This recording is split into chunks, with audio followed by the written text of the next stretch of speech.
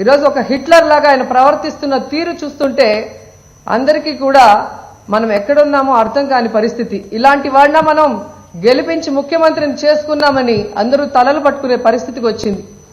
ఈరోజు ఎంత బాధాకరం అంటే ఎవరు ఆయన్ని ప్రశ్నించకూడదు, ఆయన చేసిన తప్పులు ఎత్తి చూపించకూడదు. నిన్న కూడా మీరు చూశారు, కాకినాడలో ఒక మహిళ చంద్రబాబు నాయుడు చేసిన తప్పును ఎత్తి చూపిస్తే నిన్ను ఫినిష్ చేస్తాను అంటాడు.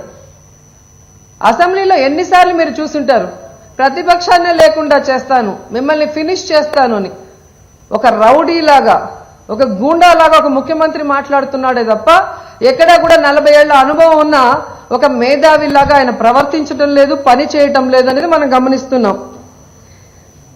ఆయన ఎంత తెలివిగా ప్లాన్ చేశాడంటే కేంద్ర పరిధిలో ఉన్న ఎయిర్పోర్ట్లో జగన్మోహన్ రెడ్డి గారిని మనం చంపేస్తే భవిష్యత్తులో మనకి ఎలాంటి అడ్డుండదు, నేరం కూడా కేంద్ర ప్రభుత్వాన్ని మీదకి వెళ్ళిపోతుంది అన్న ఆలోచనతో ఎయిర్పోర్ట్లో కుట్ర చేసి అది ఎయిర్పోర్ట్ పరిధికి మాత్రమే సంబంధించింది, రాష్ట్ర ప్రభుత్వానికి సంబంధించింది కాదు అన్న పెద్ద మనిషి ఈరోజు అదే కేంద్ర ప్రభుత్వానికి సంబంధించిన ఎన్ఐఏకి అంటే నేషనల్ ఇన్వెస్టిగేషన్ ఏజెన్సీకి ఈ విచారణ చేసే అధికారాన్ని బదలాయిస్తే ఎందుకు గిలగిలా కొట్టుకుంటున్నారు ఈ చంద్రబాబు నాయుడు గాని ఈ పప్పు నాయుడు గాని? ఎందుకు బాధపడుతున్నారు నాకు అర్థం కావట్లేదు.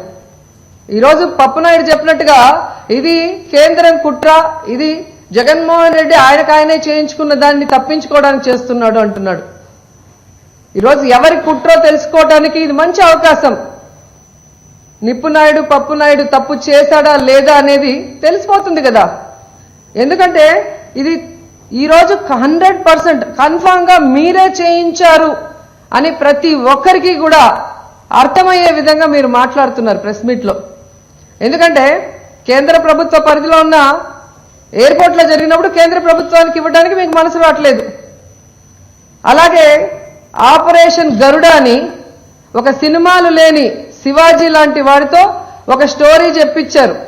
చెప్పినప్పుడు అతను ఎక్కడ జరుగుతుంది, ఎవరి మీద జరుగుతుంది క్లియర్ గా చెప్పిన తర్వాత ఆ ఇన్సిడెంట్ జరిగిన తర్వాత కూడా ఇంతవరకు మీరు శివాజీని ఇన్వెస్టిగేషన్ చేయలేదు ఆంధ్ర పోలీసులు అంటేనే అర్థమైపోతుంది. ఈరోజు శ్రీనివాస్ తీసుకెళ్లి జైల్లో పెట్టి అతను కథలు రాస్తున్నాడు, అతను సాహిత్యం రాస్తున్నాడని మీ ఛానళ్లలో అతన్ని ఆకాశానికి ఎత్తేస్తూ ఒక నేరస్తుడు చేసిన నేరాన్ని దాచిపెట్టాలన్న ప్రయత్నం మీరు చేస్తుంటేనే అర్థమవుతుంది. ఈరోజు ఎన్ఐఏకి ఇచ్చేదానికి పొడిచిన శ్రీనివాస్కి లేని బాధ చంద్రబాబు నాయుడుకి లోకేష్కి వచ్చిందంటే అర్థం ఏంటి? చంద్రబాబు నాయుడు లోకేష్ బినామీ హర్షవర్ధన్ కాబట్టి, ఆ రెస్టారెంట్ వాళ్లే ఓపెన్ చేశారు కాబట్టి, అక్కడ ఎన్ఓసి సర్టిఫికేట్ ఇచ్చి ఏ కేసులు లేవని చెప్పి ఎయిర్పోర్ట్ లోకి ప్రవేశాన్ని ఇచ్చింది కూడా హర్షవర్ధన్ లోకేష్ సహాయంతో కాబట్టి, కోడికత్తి 8 నెలలుగా అక్కడ ఉంది అన్న విషయం హర్షవర్ధన్ కి తెలిసినా కూడా పోలీసులకు చెప్పలేదంటే ఇది ప్లాన్ ప్రకారం జరిగింది కాబట్టే.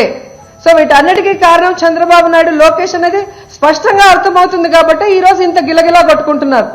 లేకపోతే మీకు బాధ ఎందుకు? మీ బాధ లేనప్పుడు ఆ కేసుని ఎన్ఐఏకి అప్పగించాలి, అది రాజ్యాంగంలో ఉంది. అండ్ సిగ్గు లేకుండా ఈరోజు మాట్లాడతాడు ఆయన. ఈరోజు జగన్ బీజేపీ కలిసి కట్టి మా మీద కుట్ర చేస్తున్నారు. ఎవరయ్యా బీజేపీతో కలిసి ముందుకెళ్ళింది? ప్రతిసారి ఎన్నికల్లో బీజేపీతో కలిసి వెళ్ళింది మీరు.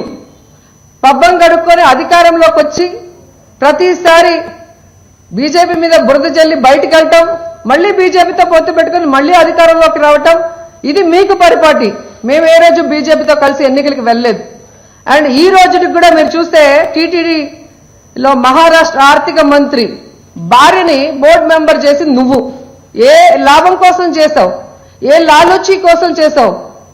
రేపు నీ కేసులు ఏమన్నా వస్తే ఆవిడ ద్వారా అక్కడ బీజేపీలో మాట్లాడించుకోవడానికి చేశావా నేను అడుగుతున్నా. అలాగే సాక్షాత్తు లోక్సభలో హోంమంత్రి రాజ్నాథ్ సింగ్ గారు చంద్రబాబు నాయుడు గారు ఎప్పటికీ మా మిత్రుడే అన్నాడు అంటే ఎవరు బీజేపీతో లాలూచి చేస్తున్నారు, ఎవరు ఊడిగం చేస్తున్నారో చెప్పండి. అలాగే కేంద్రంపై యుద్ధాలు పలుకుతానని చెప్పి బీరాలు చెప్పావు, కానీ నీతి ఆయోగ్కి వెళ్ళిన తర్వాత వంగి వంగి దండాలు పెడుతూ ఏపీ వాడి పరువు తీసింది నువ్వు. అంటే మోడీకి ఇప్పటికి కూడా వంగి వంగి దండాలు పెడుతూ ఊడిగం చేస్తుంది నువ్వు, జగన్మోహన్ రెడ్డి గారు కాదు. అలాగే బాలకృష్ణ నటిస్తున్న బయోపిక్ కి ఎవరొచ్చి క్లాప్ కొట్టారయ్యా? ఉపరాష్ట్రపతి వెంకయ్య నాయుడు గారు. దీన్ని బట్టి చెప్పాలి ఎవరు బీజేపీతో ఇంకా సంబంధాన్ని కొనసాగిస్తూ పైకి మాత్రం మాట్లాడుతూ మా మీద బురద చల్లుతున్నారనేది మాకు స్పష్టంగా అర్థమవుతుంది, ప్రజలకు కూడా స్పష్టంగా అర్థమవుతుంది.